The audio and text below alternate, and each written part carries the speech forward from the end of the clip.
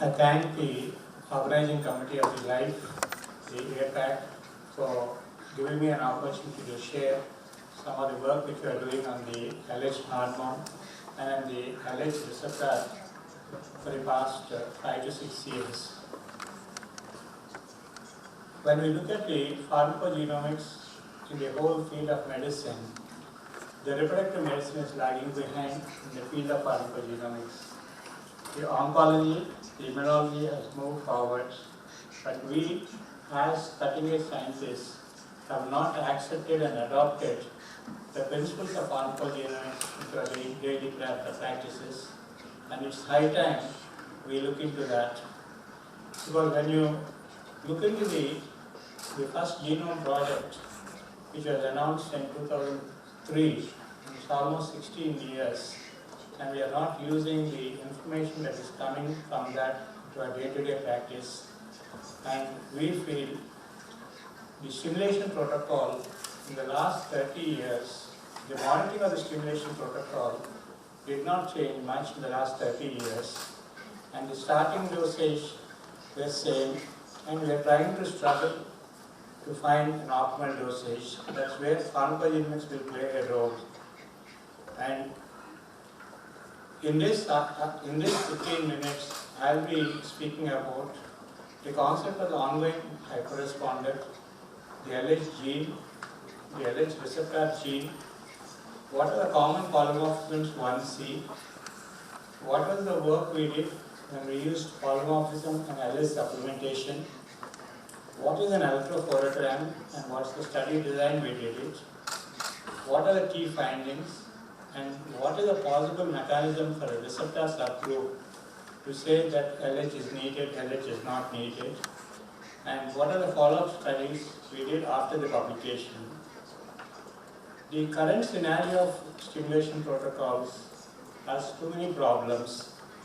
We have predictability issues, we have too many protocols, and even after 40 years of the birth of the first IVF baby, we are not able to predict a poor response with 100% accuracy for a hyperstimulation patient with 100% preventability.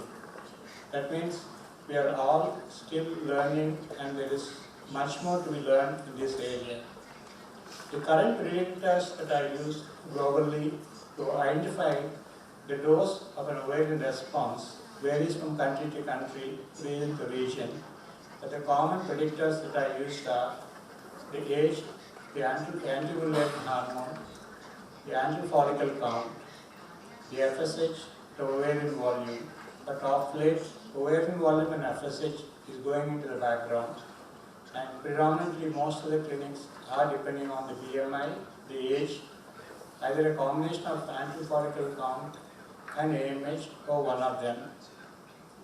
In this situation, I would like to recall an excellent paper which was published from the Asian perspective, which was chief author was P.C. Wong, in which the current opinion on use of utilizing supplementation in assisted reproduction in Asian perspective. It was a special interest group that was created by the Merck, wherein a lot of experts spoke about different aspects of LH molecule to the group were involved in. And then a summary was done, at which time the role of LH supplementation was decided as, in this particular cycle, what should we do? In the next cycle, what should we do? If it is in this cycle, then the concept called an ongoing hyperresponder is being defined. And if it is the subsequent cycle, we have a procedural classification to take care of it. In the ongoing co-responder, we have given an adequate amount of FSH dosage, and in spite of that, on ultrasound we are seeing the follicles, but they are not growing at the desired rate, and the E2 levels are not progressing at the desired level. And in these patients, the group felt adding LH supplementation gives a lot of benefit. This was in year 2011, and I was fortunate enough to be in that part of the group, and we were using LH supplementation in that form for a couple of years. At that time, there was also a question mark that antral follicle count less than 6 or an AMH less than 1.5 or LH polymorphism needs further investigations. The antral follicle count less than 6 and AMH less than 5 had further progress in the form of the Poseidon groups, and the LH gene polymorphism, not much progress happened for a couple of years. And there was a confusion between an LH gene and LH receptor gene. In LH gene, you have a lot of inactivating mutations, a few SNPs, and most of the time they are associated with sterility rather than infertility. They are more associated with pivotal developments rather than actual day-to-day practice infertility. But when you look at LH receptor gene, you have few inactivating mutations, but you have a huge number of polymorphisms. The last published data says there's 520 polymorphisms in the LH receptor gene. So any polymorphism will alter the mechanism. But fortunately, only 3 main polymorphisms had a role. And the 3 polymorphisms that had a role was on the exon 1, where there was a 6-base pair insertion. At the exon 10, 291 position, there was a serine change. And in the exon 10, 312, there was a replacement of 1 base pair. In our work, we found the exon 1 6-base pair insertion commonly seen, but in our Indian population, we never saw even one patient, the 291, which was reported by the Carlo Alvedi group. Maybe that's because of the demographic changes. And 312, we see a huge number of variations of polymorphism. I thank Professor Robert Fisher for highlighting our work in the last year's conferences, because it gives us a lot of encouragement to look forward and work in this area. How did we attribute an LH polymorphism and LH receptor polymorphism to a pharmacogenomic approach? We have been collecting our data. Every patient that we have seen from October 2000, we have a database which we maintain on the FileMaker. We have a huge cache of all the ultrasound images, and from 2011 we started collecting the biological samples. This has given us advantage, and these patients between 2012 to 2014, any patient who had an ongoing poor responder, that means with adequate FSH levels, the follicles were not bleeding, LH supplementation was done, and then after that, after the whole cycles were over, we were fortunate enough to procure the Sanger sequencer, and all the samples of the DNA were frozen, and then we did the work and then found that the LH polymorphism and LH supplementation had a relation. The genotypes which we found, the instance was, if it is A by A, we found 13%, 312 A by A. If it is 312 G by G, we found 41%, and 312 A by G is 46%. If it is G by G, you say homozygous of that 312 position. If you have 312 A by A, you say wild type, and this third group is the heterozygous. Then when we analyze the need for LH supplementation in these groups, 90% of the patients to 93% of the patients in the G by G and the A by G needed LH supplementation because they were falling into the group of ongoing hyperresponders. Whereas the people who had a 312 A by A who needed LH, came more from the older age group, so that explains the need for LH in that group. The amount of LH that was needed again was different in these two different groups, and a G by G T12 needed a large amount of LH supplementation. A by G needed a significant amount, and A by A had a very small amount.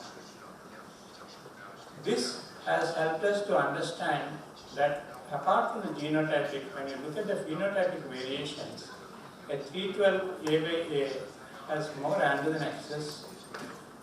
They had more LH levels, more testosterone levels, more hirsutism compared to the other population.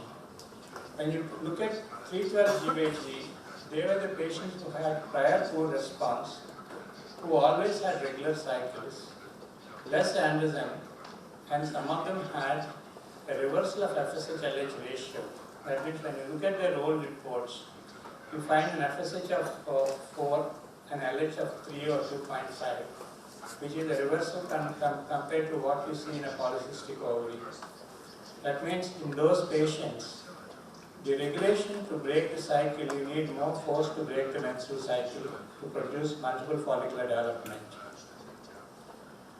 This was the conceptual figure which we made for the thing, wherein in asparagine, that's the 312 thing, you have a lot of free LH available and it's easily stimulated and they go into multiple ovulation. So you don't need LH supplementation in that group. And in the A by G, because of one base pair change, you are having asparagine and serine. And in G by G, you are seeing the whole amino acid is changing to a serine. How is it important when this amino acid changes? When this amino acid changes, if it is a 312 A by A, the signaling system is perfect, the cyclical AMP production is normal, and the amount of androgens that are produced from the theta cell to the androgens are within acceptable limits. So that shows that less of them need LH supplementation. When you look at the G by G, there was the impairing of the signaling system because the whole receptor problem that happens in 312 happens at the hinge region, at the hair loop, wherein it makes a lot of difference in affinity. So in 312 we found there is a need for LH supplementation. After this work, we also came across another work about the soluble receptor hormone. In a G by G, where you have the bound form of LH, which is less, and you have a soluble form of LHCGR, which also binds the LH hormone, and they are getting the amount of LH that is going into the granular cell is not adequate. We followed up this study into a short series of 30 patients using only by G, where we looked at when the soluble LHCGR was high, the polymorphism group was most of the time was G by G, very few times A by G, but never A by A in 312 position. But further work of around 500 to 1000 patients will validate that information. Following this work, we have changed the protocol in 2015, where we stopped completely adding LH supplementation in 312 A by A. The only exception for those patients was if the FSHR receptor 680 A by A was there, then we added LH. Otherwise, we never add LH for the LH 312 A by A. But for the 312 A by G, we gave 37 units, and in the 312 G by G, we gave 75 units. But all these patients had adequate amount of FSH estimation, which was based on the antral follicle count, the age, the BMI, the also looking at the follicular output how many follicles did we measure and what was the efficiency of the pickup of the stimulation protocol. We found this pharmacogenic approach, which we are going to publish in the next 1 month and ask to preparation, is showing that LH receptor gene might become a marker for identifying who exactly needs LH supplementation. And in future, the combination with FSHR 680 A by A will further redefine that group. The key messages I would like to say is the luteinizing receptor gene, but not the LH gene, has the pharmacogenomic role. And in the current study, in the polymorphism 3/312, where there is a G by G, they needed higher LH supplementation. But we did not find any difference in the exon 1 6 base pair insertion, heterozygous or normal, any additional requirement of LH supplementation. So we feel the role of pharmacogenomics will help us to solve the LH supplementation issue, because the incidence of the distribution of the receptor polymorphisms are different in different countries. The second thing is, we are getting confused that without giving adequate dose of FSH, the role of LH supplementation will never come into play. Most of the clinicians who are not in the forefront of academics will give some amount of FSH and then think it's not adequate and then add LH or increase the FSH. If you are giving an adequate dosage of FSH and your follicles are seen that they are not coming up, that's where the role of LH supplementation will be there from a clinical point of view. And from this work, we are thankful to the patients and my team, and most important, during this endeavor from 2012 till 2018, I had constant help from Diego in the form of helping the article, making me meet the basic scientists to clarify the doubts on the video conference, which had made a lot of difference. I thank one and all for the patient hearing, and I thank Diego.